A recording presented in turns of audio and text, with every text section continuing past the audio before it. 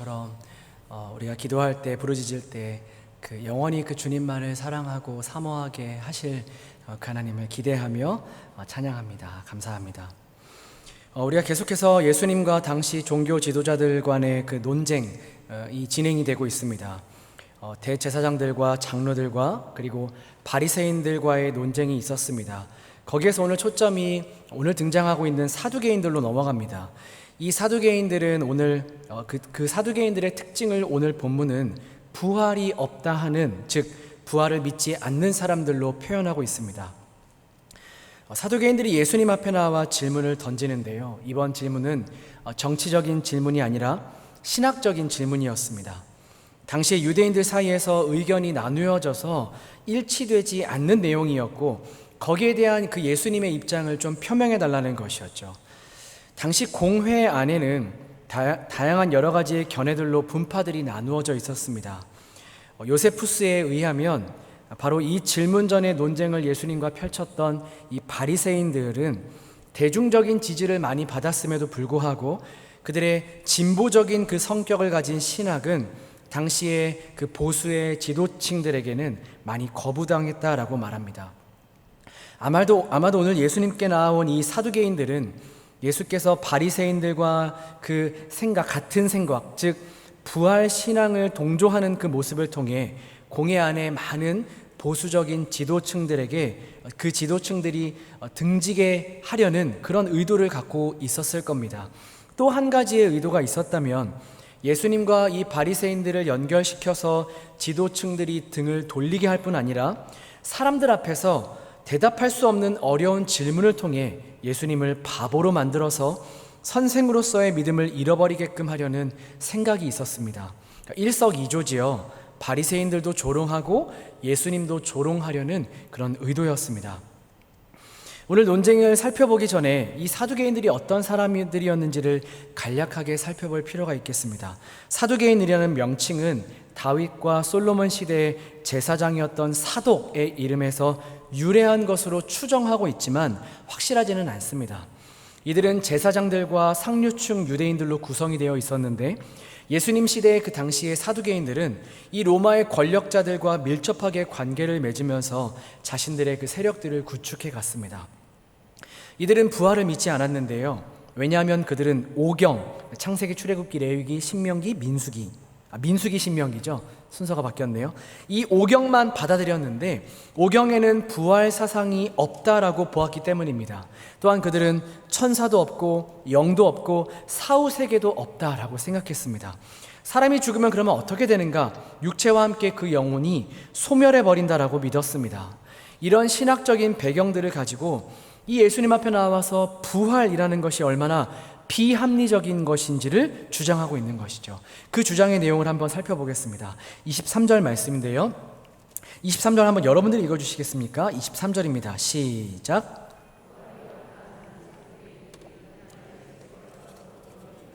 네, 그날이라고 이야기하고 있죠. 바로 그 이전에 세금에 대한 논쟁이 있었던 그날과 연결이 되는 사건이라는 것을 우리는 알 수 있습니다.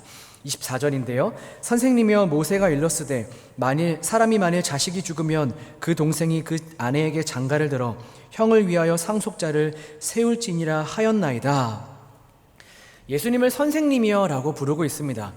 존경의 의미를 담아서 선생님이라고 부른다라는 의견도 있지만 그 태도를 보아서 역설적이다라고 보는 의견도 있습니다. 존경하는 사람을 악한 의도를 가지고 곤경에 빠뜨리려고 하고 있기 때문이죠. 그러면서 모세의 수혼 제도를 가지고 옵니다. 모세의 말을 인용하는 것은 그들에게 전형적인 방법이었습니다. 왜냐하면 모세의 오경이 그들의 신앙의 핵심이었기 때문입니다. 이 모세의 수혼 제도는 후손이 없이 죽은 남자의 이름과 재산 상속을 위해 가문을 잇게 해주는 제도였습니다. 아마 여러분들 설교를 통해서 이 제도에 대해서 한두 번쯤은 이야기를 들어보셨을 겁니다. 그런데 이 제도는 실생활에서 직접 적용시키는 제도라기보다는 이론적으로 그 가치를 인정받고 있는 제도였습니다. 이 수혼 제도를 기초로 한 여러 가지의 랍비의 그 법들이 그 많은 후대에도 존재한다는 것을 보아 이 제도가 가치가 있었다라는 것을 알려주지만 이것이 실생활에 적용되는 법으로 사용되지는 않았다라는 것을 우리는 기억해야 합니다. 구약에서 이 수혼 제도를 생각나게 했던 사건은 창세기와 룻기 이 두 곳에서만 나타납니다. 그리고 두 차례 모두 이 수혼의 의무를 그 대상자가 꺼려하고 있다는 것을 우리는 알고 있습니다. 그렇다고 이 수혼 제도가 쓸모없는 것은 아닙니다. 사망한 형제의 처와 결혼하는 것은 사회적인 보호의 수단으로서 두 가지의 의미를 가지고 있습니다. 먼저는 이것은 죽은 가족이 그 이름과 상속받은 땅을 유지하게 하려는 목적으로 존재합니다. 그렇게 결혼을 해서 아이를 낳죠. 그 아이를 낳은 첫 번째 아들이 죽은 자의 이름과 상속받을 권리를 가지게 되기 때문입니다.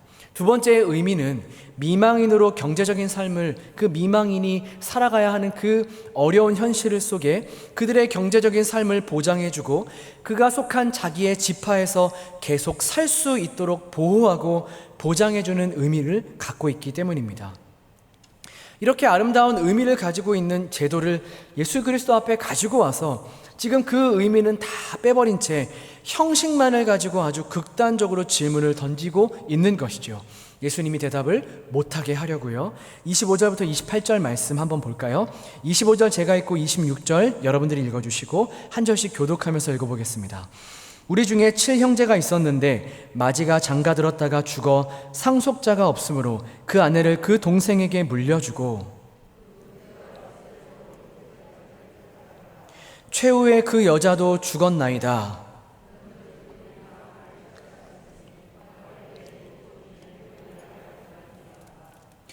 네, 1처 다 부재가 되겠군요.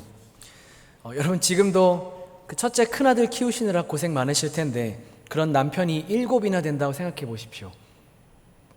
여러분들은 다 너무 좋은데요 라고 생각하시는 모양인데 천국이 아닐 겁니다. 그렇죠? 사두개인들이 지금 이 예를 억지로 만들어내고 있는 한 가지의 목적은 부활이 없다라는 것을 증명하기 위한 것이었습니다.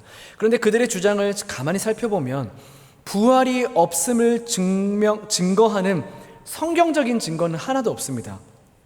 그런 증거나 어떤 경험이 아니라 자기들의 생각으로 바탕으로 만들어낸 이야기에 불과한 것이죠.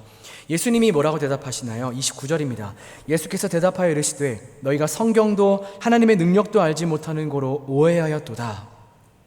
여기서 오해하였다라고 번역한 단어인 이 플라나오라는 단어는 조금 잘못 알고 있다라는 단어가 아니라 완전히 틀린 것을 의미합니다.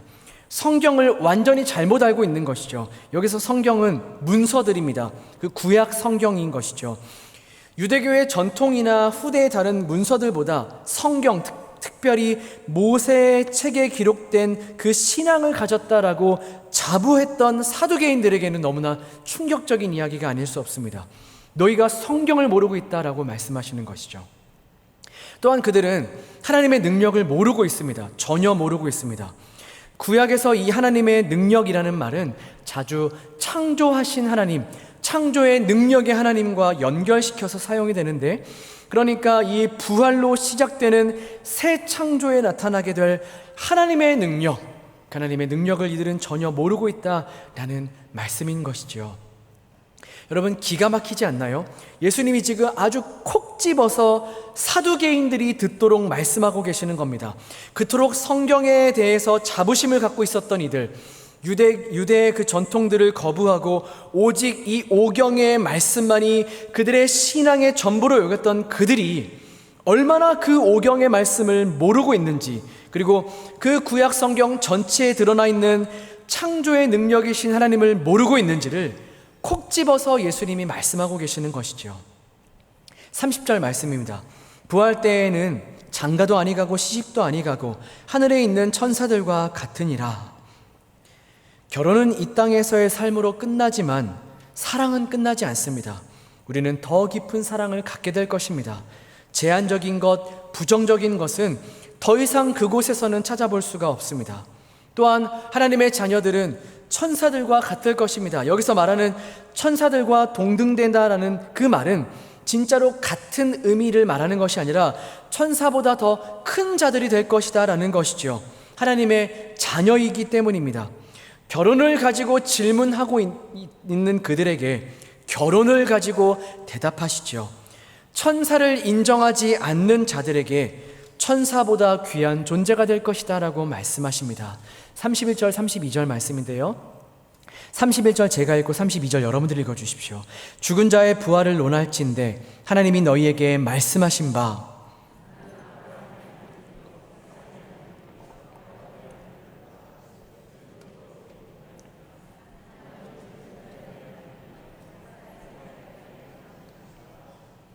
답을 어디에서 찾고 계시죠? 구약입니다. 그들은 모세의 이야기를 들어 예수님 앞에 질문하고 있지만 예수님은 하나님의 말씀으로 대답하십니다. 예수님께서 찾으신 것은 모세의 말이나 인간적인 저자의 말이 아니었습니다. 하나님이 너희에게 말씀하신 바. 특별히 예수님은 출애굽기 3장 6절 말씀을 인용하고 계시는데요, 우리 자막을 통하여서 출애굽기 3장 6절 말씀을 한번 같이 읽어보겠습니다. 시작. 또 이르시되 나는 내 조상의 하나님이니 아브라함의 하나님, 이삭의 하나님, 야곱의 하나님이라. 모세가 하나님 배웁기를 두려워하여 얼굴을 가리매.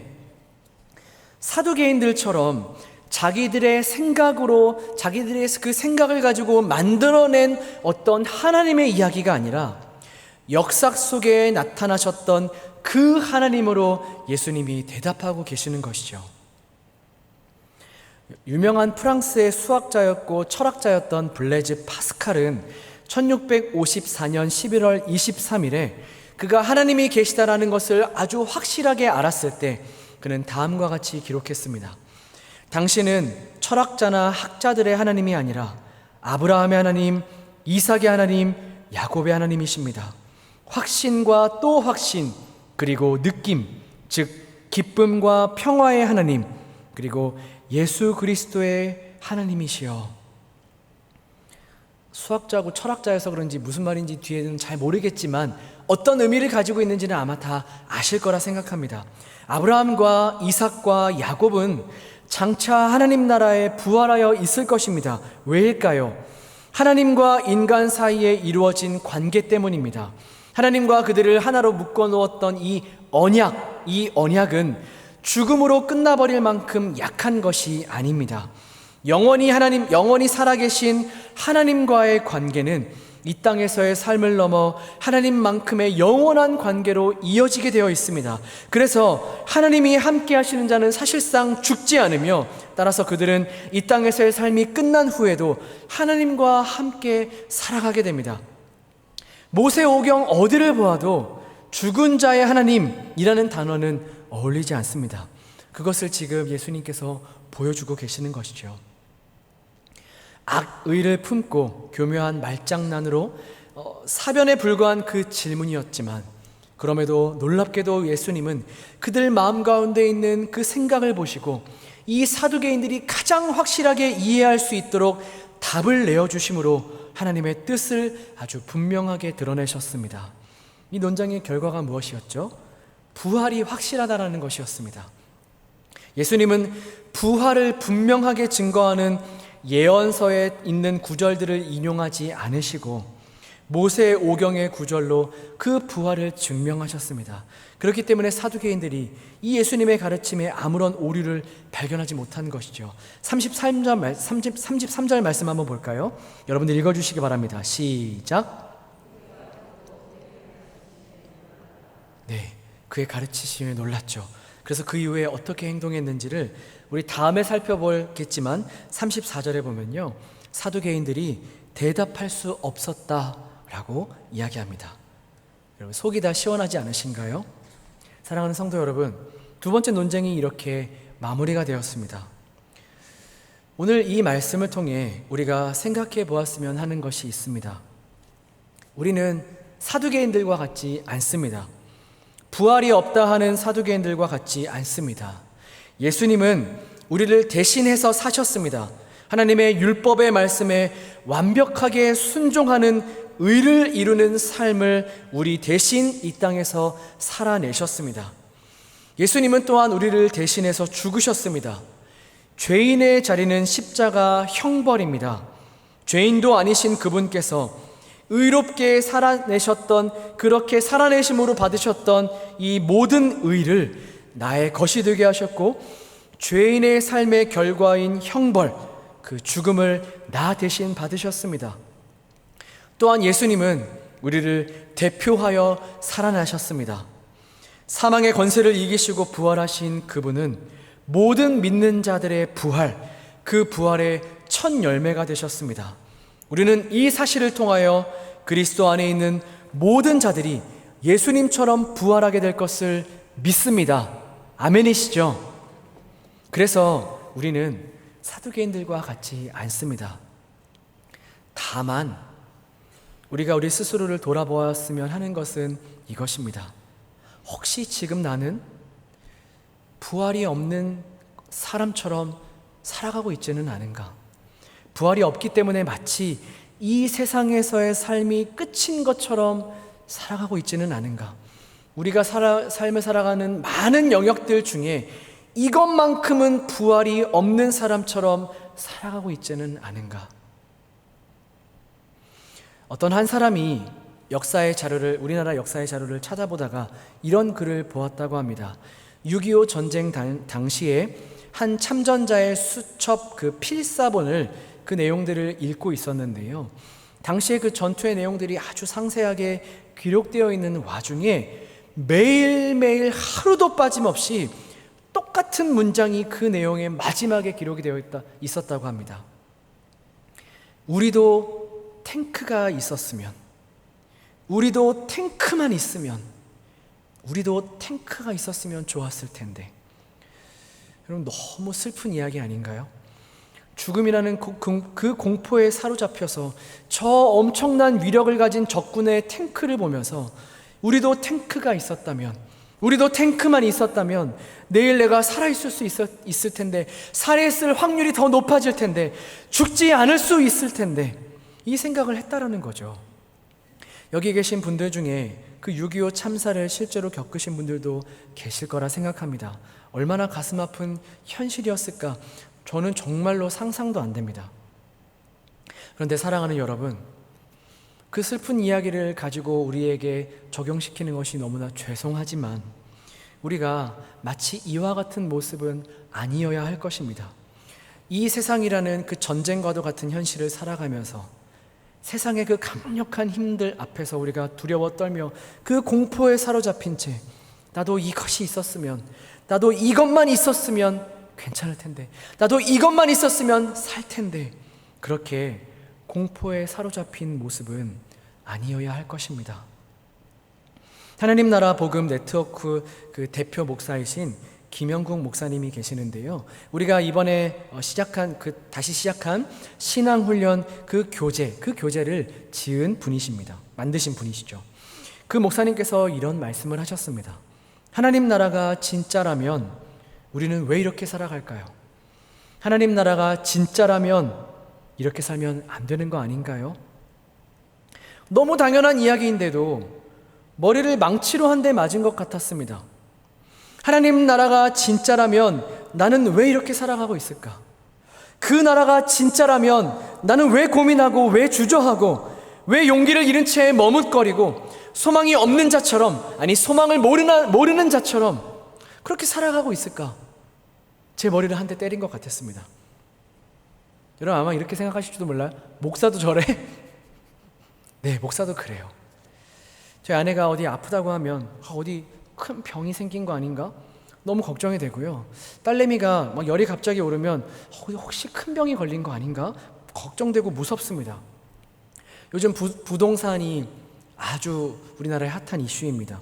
너무 저는 감사하게도 신혼부부 행복주택으로 들어가서요, 진짜 말도 안 되는 아파트에 살고 있습니다. 10년 동안 거기서 살 수가 있어요.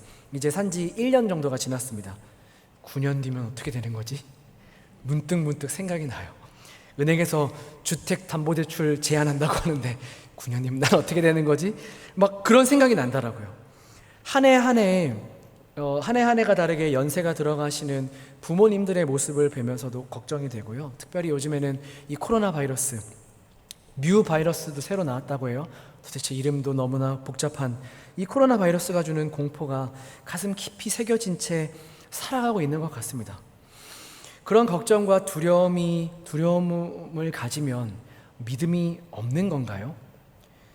우리가 로봇가 아니지 않습니까? 감정도 있고 두려움을 느낍니다. 그런데 그런 걱정과 그런 두려움이 나를 완전히 사로잡아서 내가 걱정하고 있는 그 모든 것들의 과정과 결과를 생각할 때 마치 부활이 없는 자처럼 두려워하고, 이것이 나에게 좀 있으면, 나에게 건강이 좀 있으면, 나에게 돈이 좀 있었으면, 이런 모습으로 우리가 살아가고 있다면 우리가 우리 스스로를 돌아볼 필요가 있다라는 겁니다. 왜요? 우리가 그런 인생이 아니기 때문입니다. 제발 이것이 있었다면, 우리는 가지고 있습니다. 이미 우리가 가지고 있습니다. 이 세상에서 모든 이들이 바로 정말로 요구하고 정말로 갖고 싶어하는 그것, 가장 중요하고 영원한 가치가 있는 그것을 우리가 가지고 있죠. 그리스도의 그 부활, 대반전 서사극인 그 서사극의 서막인 그리스도의 부활로 영원한 생명을 가진 존재가 되었습니다. 그렇게 두려워하며 무서워하며 살아가다가도 다시금 내 인생의 그 여러 가지의 문제들에서 나의 시선을 돌려서 우리의 그 부활하신 주님을 바라볼 때 언제나 우리 주님, 그런 우리의 약함과 연약함을, 그 두려워 떨고 있는 우리의 모습을 책망하지 않으시고, 너 왜 그랬어? 너 왜 나를 못 믿니? 라고, 너 왜 그렇게 믿음이 없어? 라고 우리에게 말씀하지 않으시고, 그저 우리 주님 그 사랑이 담긴 따뜻한 시선으로 우리를 보시면서 이렇게 말씀하시지 않을까요? 승연아, 하나님은 죽은 자의 하나님이 아니고 살아있는 자의 하나님이란다. 살아있는 생명을 가진 승연아, 너의 하나님이 살아있는 자의 하나님이야. 우리 주님의 부활은 우리의 모든 삶의 영역에 영향을 미칩니다. 죽음이라는 가장 큰 인생의 한계를 허무셨지요. 하나님을 떠난 뒤로 죄와 악과 무질서와 질병과 고난과 죽음이 모든 인간과 자연을 지배하였습니다. 그러나 예수께서 죽은 자 가운데 다시 살아나심으로 장차 권능으로 인할 이 땅에 임할 하나님 나라의 첫 번째 단계를 이 세상에 출범시키셨습니다. 만물을 회복시키시고 치유하시는 그 나라이죠. 미래의 그 하나님 나라를 현재 우리의 삶에 들여놓으신 것입니다. 아직 완성되지는 않았지만 이미 우리 가운데 임한 하나님 나라를 우리가 살아가는 것이죠. 즉, 그 예수님의 부활이 오늘 나의 부활이 된 것입니다. 이제 우리는 이 두려운 현실, 전쟁과도 같은 이 현실 속에서 이 부활의 권능을 가진 존재로 살아가게 되었습니다. 생명을 가진 존재로, 그래서 그 생명으로 다른 이들을 살려내는 존재로 살아갑니다. 그리고 이 땅에서의 사는 그 삶이 아무리 고되고 힘들다 할지라도 그 고난 중에도 여전히 희망을 가진 사람으로 살아가게 되었습니다. 여러분, 성경이 말하는 이 희망은요, 헬라어로 엘피다라는 단어인데요, 영어로는 조금 의미가 약한 호프라는 단어, 그러니까 희망하다라는 단어로 번역이 되었지만 원래 그 헬라어 자체의 의미는요, 깊은 확신을 뜻합니다. 그래서 우리 모든 그리스도인들은 어떤 최악의 일들이 우리에게 다가온다 할지라도 하나님의 인도하시는 그 역사의 일부로 볼 수 있는 것이죠. 왜요? 하나님에 대한 깊은 확신, 그리고 이 부활에 대한 깊은 확신이 우리 가운데 있기 때문입니다. 말씀을 마무리하겠습니다. 합동신학대학원 총장을 역임하셨던 정창균 교수님께서 쓰신 신자로 산다는 것이라는 책이 있습니다. 그 책의 소제목 중에 저의 마음에 새겨진, 정말 깊이 새겨진 한 문장이 있습니다. 소제목이었는데요, 죽지 않는다는 확신, 죽어도 좋다는 각오. 다시 말씀드리겠습니다. 죽지 않는다는 확신, 죽어도 좋다는 각오. 주님이 오늘 우리에게 찾아오셔서 말씀하십니다. 죽은 자의 하나님이 아니라 살아있는 자의 하나님이다. 사랑하는 여러분, 그래서 우리는 죽지 않습니다. 그래서 죽어도 괜찮습니다. 이 부활신앙에 대한, 이 하나님에 대한, 이 하나님 나라에 대한, 하나님의 권능에 대한, 이 약속의 말씀에 대한 깊은 확신을 가지고 이 고백의 자리까지 나아가는 저와 우리 모두가 되기를 소망하며 축복합니다. 기도하겠습니다. 살아계신 하나님 아버지, 하나님이 살아계신 하나님이셔서 고맙습니다. 모든 살아있는 자의 하나님이셔서 감사합니다. 부활이 없었다면 우리는 아무런 소망 없는 인생으로 살았을 겁니다. 아무리 발버둥치며 살아도 그 끝이 죽음이라면 너무나 공허하고 허탈한 인생뿐이었을 겁니다. 하지만 하나님은 성경 전체에 살아계신 하나님으로 나타나셨습니다. 죽은 자의 하나님이 아니라 살아있는 자의 하나님이십니다. 하나님과 연결된 우리에게도 그 생명이 흘러들어와 영원한 생명으로 충만한 존재가 되었습니다. 그리스도 예수를 통해 이 일을 하셨습니다. 하나님 너무나 고맙습니다.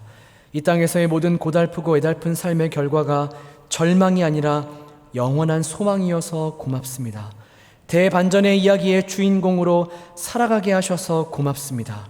그래서 오늘도 우리 주님의 부활을 붙들고 주님의 부활이 나의 부활이 되었음을 알아 죽지 않습니다. 그리고 죽어도 좋습니다. 이런 담대함을 가지고 이 땅을 살아내게 하여 주시옵소서.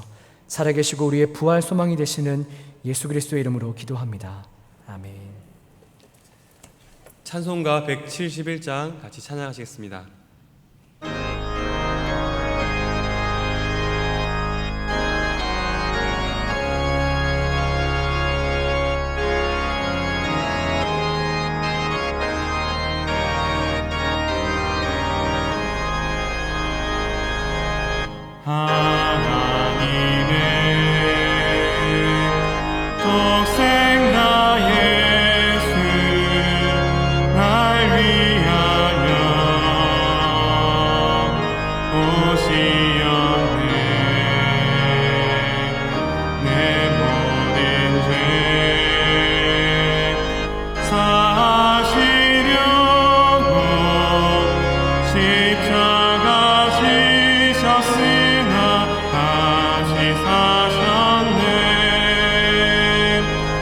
사랑